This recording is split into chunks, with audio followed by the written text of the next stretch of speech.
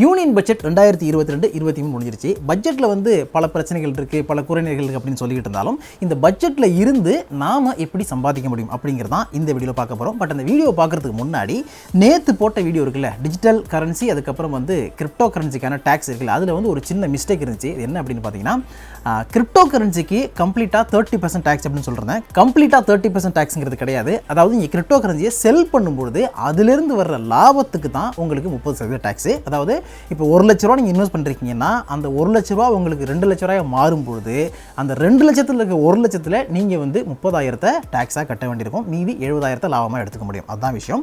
இந்த மேட்டரில் நேற்று கொஞ்சம் கன்ஃபியூஸ் பண்ணுற மாதிரி நான் சொல்லிட்டேன். அதை நீங்கள் இக்னோர் பண்ணிடுங்க, இதை நீங்கள் எடுத்துக்கங்க. ஸோ இப்போ பட்ஜெட் ஆஃப்டர் எஃபெக்ட்ஸ் மாதிரி இந்த பட்ஜெட்டுக்கு பிறகு எதனுடைய விலைகள் ஏறப்போகுது, எந்தெந்த ஸ்டாக்கெல்லாம் நல்லா பெர்ஃபார்ம் பண்ணுவது அப்படிங்கிறத இந்த வீடியோவில் பார்ப்போம்.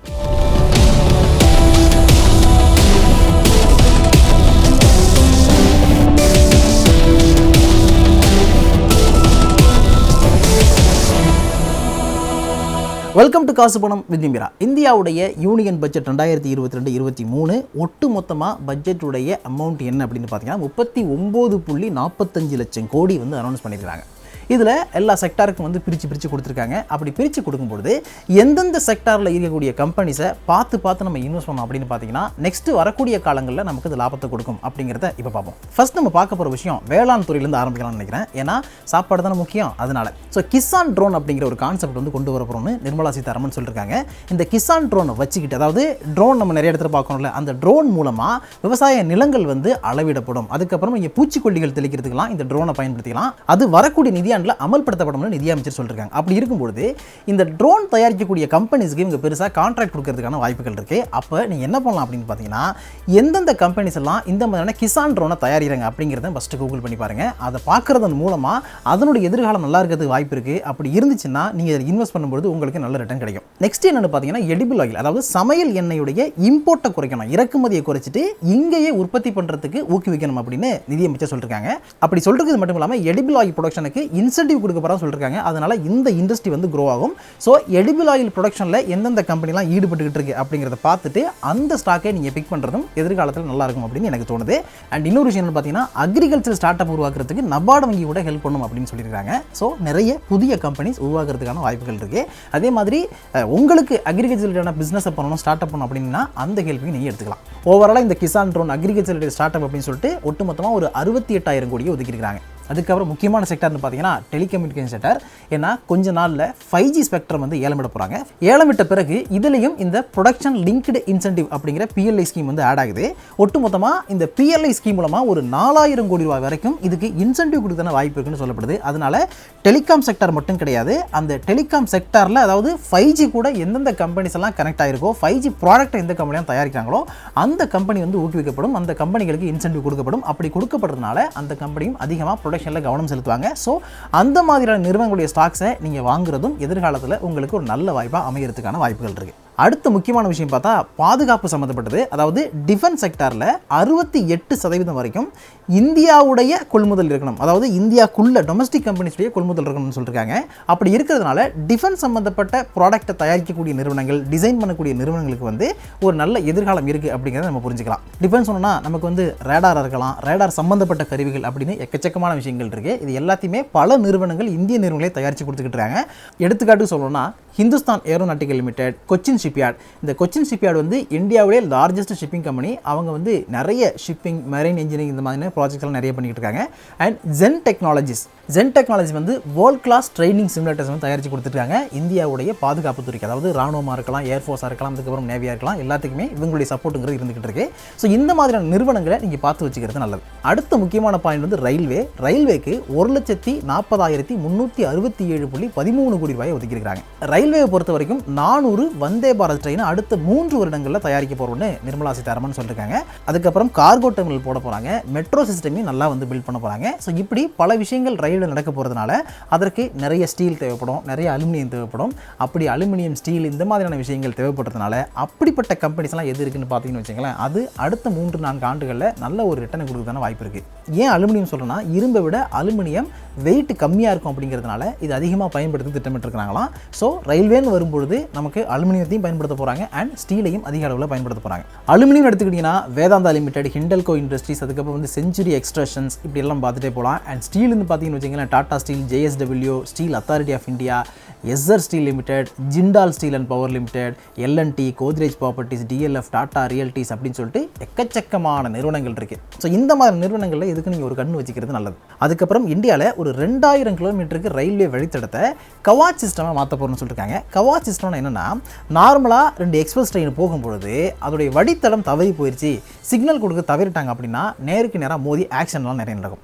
அந்த ஆக்சிடென்ட்டை தவிர்க்கிறதுக்காக உருவாக்கப்பட்டு தான் இந்த கவாச் சிஸ்டம் அப்படிங்கிறது. அதாவது இந்த கவாச் சிஸ்டத்தில் ட்ரெயின் போகும்பொழுது என்ன ஆகுன்னு பார்த்தீங்கன்னா, 2 எக்ஸ்பிரஸ் ட்ரெயின் நேருக்கு நேர் வந்தால் கூட அது வந்து ஆட்டோமேட்டிக்காக ஸ்லோ டவுன் ஆகி மோதாமல் நின்றோம் அப்படிங்கிறது தான். இதுக்கு வந்து நிறைய நிறுவனங்கள் டெக்னாலஜி சப்போர்ட் கொடுத்துக்கிட்டு இருக்காங்க. இந்த கவாச் சிஸ்டம் வந்து RDSO கண்ட்ரோல் வரப்போகுது. RDSOனா research design and standards organisation அப்படிங்கிறது. இந்த ஸ்டாண்டர்ட் ஆர்கனைசேஷனுக்கு கீழே சில நிறுவனங்கள் வந்து சாஃப்ட்வேர் சப்போர்ட்லாம் பண்ணிக்கிட்டு இருக்காங்க. அது எந்தெந்த கம்பெனி அப்படின்னு பார்த்தீங்கன்னா, இப்போதைக்கு மேஜராக 2 நிறுவனங்கள் பண்ணுறாங்க.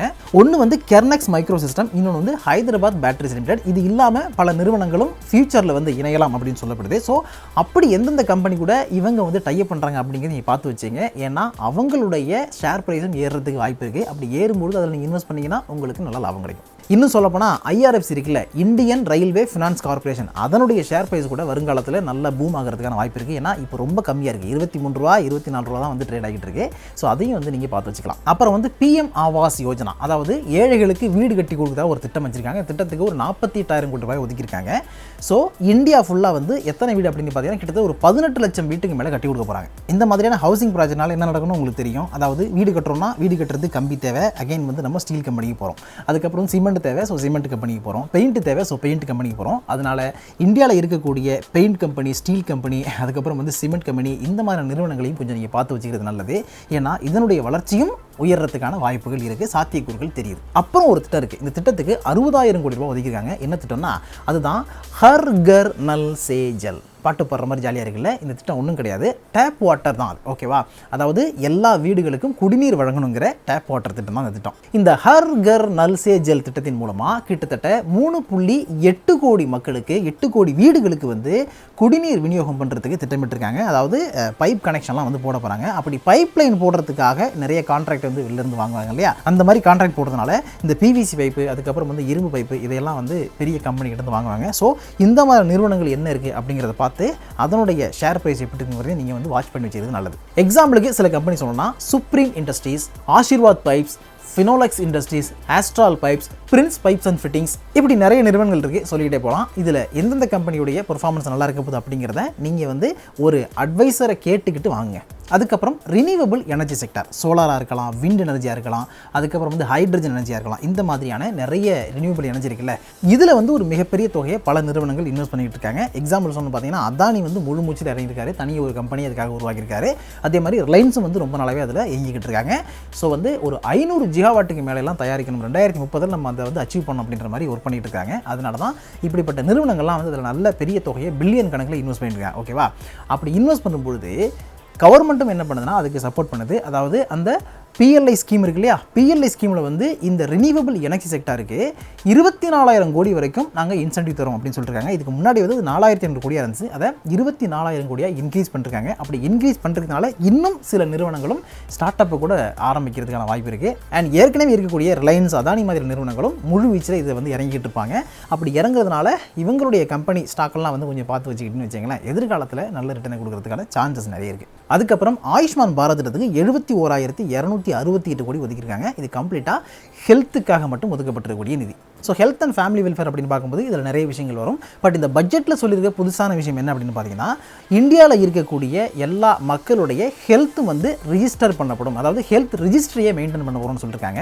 அமெரிக்காவிலாம் பார்த்தீங்கன்னா இப்போது ஏதாவது ஒரு பேஷண்ட் இருக்காருன்னா அந்த பேஷண்ட்டுடைய இன்ஃபர்மேஷனை வந்து எந்த மாகாணத்துக்கு போனாலும் அங்கே வந்து அவங்களால செக் பண்ணிக்க முடியும். அதாவது நியூயார்க்கில் இருக்க ஒருத்தர் வந்து மன்ஹாத்தன் போகிறாரு, மன்ஹாத்தன் போகும்போது அவருக்கு வந்து உடம்பு சரியில்லாமல் போயிடுது. பட் அவர்கிட்ட அதுக்கு முன்னாடி என்னென்ன பிரச்சனைகள் இருந்துச்சு அப்படிங்கிறத காட்டுறதுக்கு எந்த ரிப்போர்ட்டும் கிடையாது. பட் அந்த ரிப்போர்ட் இல்லைன்னு கவலைப்பட தேவையில்லை. டாக்டரே அதை செக் பண்ணிக்க முடியும். இதுதான் வந்து ஹெல்த் ரெஜிஸ்ட்ரி அப்படின்னு சொல்லுவாங்க. இந்த மாதிரி ஒரு சிஸ்டத்தை இந்தியாவில் கொண்டு வர போகிறாங்க. அப்படி கொண்டு வரதுனால எல்லாருடைய ஹெல்த் சம்மந்தப்பட்ட விஷயங்களும் ஒரு பொதுவான இடத்துல வந்து சேவ் பண்ணி வைக்கப்படும்.